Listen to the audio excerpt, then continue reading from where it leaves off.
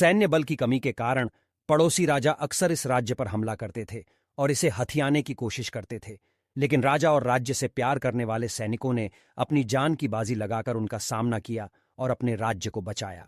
एक बार 10 गुना बड़ी सैन्य शक्ति वाला एक राज्य इस राज्य पर आक्रमण की घोषणा की। इससे इस राज्य के वीर सैनिकों का साहस जवाब दे गया। अपने सैनिकों को इतना डरा हुआ देखकर राजा को चिंता होने लगी।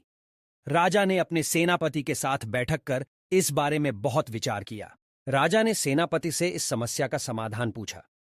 राजा यह देखकर स्तब्ध और निराश हो गया कि उसकी सेना का सेनापति भी इस घटना से डरकर हार मानने और आत्मसमर्पण करने की बात कर रहा था। उनके अनुसार इतनी विशाल सेना का सामना करके सैनिकों की जान गंवाने से बेहतर है कि सामने वाले राजा से हार स्वीकार कर समझौता कर लिया जाए। अपने सैनिकों और सेनापतियों के रवैये से निराश होकर राजा अपने सन्यासी गुरु के पास जाता है और जानकारी देता है, उन्हें पूरी स्थिति के बारे में बताया। राजा की बातें और परेशानी समझने के बाद गुरु उनसे कहते हैं कि सबसे पहले उस सेनापति को जेल में डालो जिसने बिना लड़े ही हार मान ली थी। राजा ने कहा कि यदि वह ऐसा करेगा तो उसकी सेना का नेतृत्व कौन करेगा। गुरु ने कहा कि मैं भी इसी राज्य में रहता हूं और अब मुझे भी अपने राज्य का ऋण चुकाने का अवसर मिला है, इसलिए मैं सेना का नेतृत्व करने के लिए तैयार हूं। हालांकि राजा को समझ में नहीं आ रहा था कि जिस साधु ने कभी कोई युद्ध लड़ा, सेना का नेतृत्व किया, लेकिन कोई और रास्ता न देखकर राजा सहमत हो गए। गुरु अपनी हताश सेना के साथ युद्ध के लिए आगे बढ़े।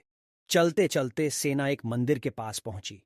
गुरु ने सेना को वहीं रोक दिया और कहा, तुम सब यहीं रहो, मैं इस मंदिर में जाकर भगवान से पूछता हूं कि हम यह युद्ध जीत पाएंगे या नहीं। अपने नए सेनापति की बात सुनकर सभी सैनिकों को अजीब लगा।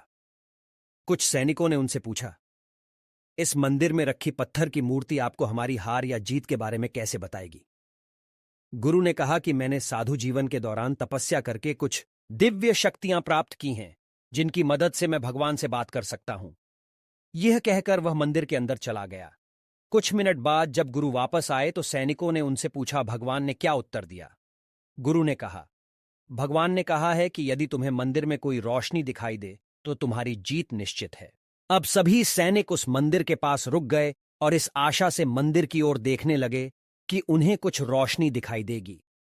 वहां वे सभी पूरे दिन वहीं बैठे रहे और आखिरकार शाम को उन्हें मंदिर के अंदर एक रोशनी दिखाई दी।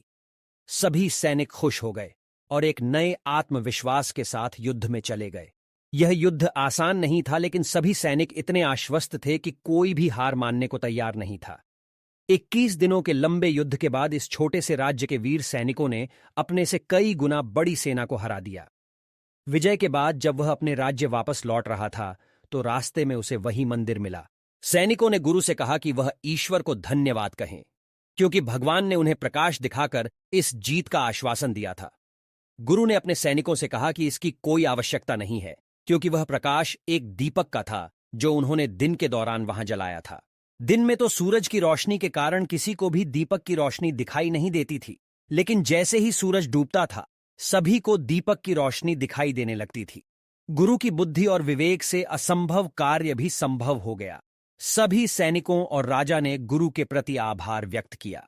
दोस्तों, यह प्रेरक कहानी बेशक एक राजा, सैनिक या गुरु के बारे में है, लेकिन इसमें सबसे बड़ा नायक आत्मविश्वास है।